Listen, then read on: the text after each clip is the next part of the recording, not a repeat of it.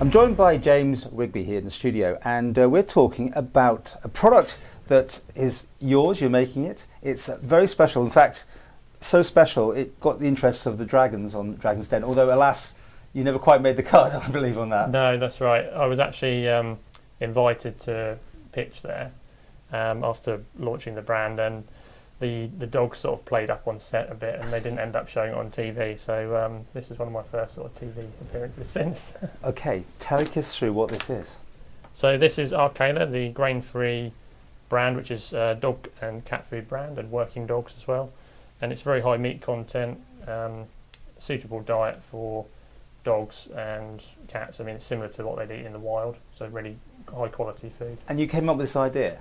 Yeah, it wasn't completely out of the blue. So I used to work for one of the leading sort of fast-moving consumer goods companies, and my first role was in pet care. So they just randomly allocated me to Manchester. I covered the northwest of the UK and also Isle of Man. So and that stuck with me. So I've ended up launching this brand. It's about 5 years old now, and eventually moving to the Isle of Man. Yeah, I was going to say, this is the whole thing. That's what we're talking to you about. You're based here with this product. I mean, pet food, there's A, I think, great markup, but B, there's passion on people with dogs, cats, whatever, to get the best they can. Are you finding that? Yeah, it's very kind of like humanised trend. So the pet food market will usually follow the human market by about 5 years, that kind of thing.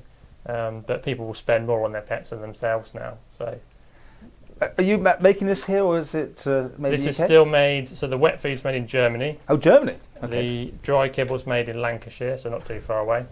And then the raw food we're making in Staffordshire, so the raw frozen food. I'm not got it here today, but that's made there. Are your plans to be more based here, or are you just based yourself here? I mean, at the moment, there's no kind of plan to move production here as such, because the dry kibble factory that I work with cost about £300 million for them to put together, and I'm only the 13th largest brand that they work with.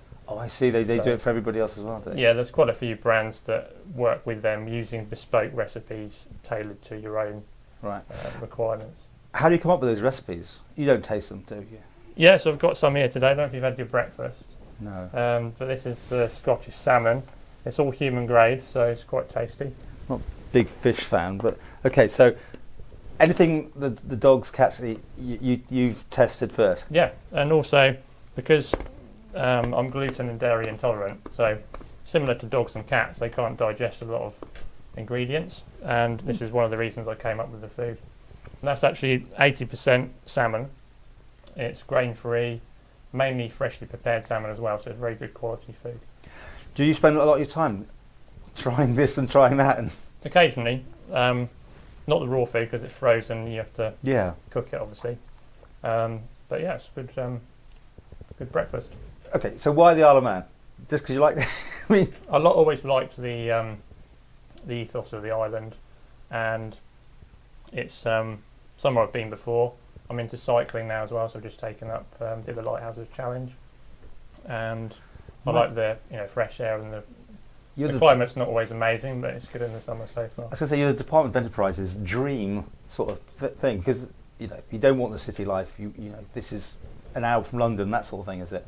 Yeah, so it's not far away. You can you can actually get to a lot of places like London, Birmingham, etc. easier from here than you can on the eastern coast. So, what was the process like though? I mean, you're headquartered here, so you got some grants, I presume. You got all these. No, I just was looking as a sole trader to incorporate, and I decided that I don't necessarily need to be in the UK. Brexit means Brexit, and I decided to either go here or Channel Islands, really. So. Actually, that's not interesting. So what pulled you here? Because we've got more space and it suits your lifestyle then? Or was it a better business? The demand was already here, so we already had lots of people ordering this and having delivered. Right. And yeah, people were already buying it. My wet food's made in Germany, and one of my largest customers is actually in Singapore, so there wasn't any particular reason to have it established in the UK, and I fancied moving myself, kind of thing, and it's based on where the sort of MD is located with a small company. So. And the tax isn't too bad, is it? Either? The tax isn't too bad either, but that also helps us put more money into the food. Right. Reinvest. I've not taken any money out of it so far. So It must be a battle in the supermarkets, pet stores, whatever you name it, because they're all fighting for their space, right? Yeah, I mean, we try and go through independent pet retailers and also deliver direct to the public so that there's not that margin lost. You're an Amazon man as well and all that sort of thing? We've been on Amazon. We don't like the commission that they take. So you'd rather have it direct? We'd rather offer a lower price product. Yeah. All the money goes into the ingredients and then people can see what they get. Where do they find you? You can give out a so website. If you go to akela.im, it's our new Isle of Man domain, that takes you to wholeprey.com, which is our main website. Right, I never thought I'd end up eating dog food on the telly, but there you go. If I had a dog, I'd be quite interested. So, but back to that question though, the care that the pets are getting now is getting sometimes almost completely ridiculous, and then people throw money at it. Does spending more money on food make it necessarily better? A lot of the time, you get what you pay for. Right. But obviously, if you're buying only in the supermarket, then you're limited in what you can buy from that shelf. Right. But if you look online, just Google best dog food, you'll see the reviews. We're one of the top ones on there. Don't take my word for it, and you can compare each of the brands that you're currently feeding against other ones as well. We'll follow your journey. I'd love to see where you're going. Rich man, no doubt. One day, yeah? Not yet. No, but one day. Kibble, maybe.